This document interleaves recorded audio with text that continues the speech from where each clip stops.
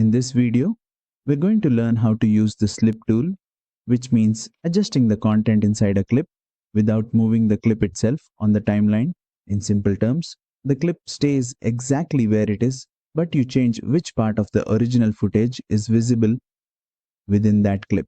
This is useful when the timing of the clip fits perfectly in your edit, but the action or expression inside the clip needs a slight adjustment. Let's start. Go to the toolbar near the timeline, select the slip tool. You can also press the Y key on your keyboard to activate it instantly. Now, click directly on a clip in your timeline and drag left or right. As you drag, you'll notice the clip does not move from its position. Instead, the in and out points change, showing a different portion of the original footage while keeping the same duration. The clips before and after remain untouched. The overall sequence length also stays the same. This is the key difference. The slip tool changes what's inside the clip, not where the clip is placed. And that's it.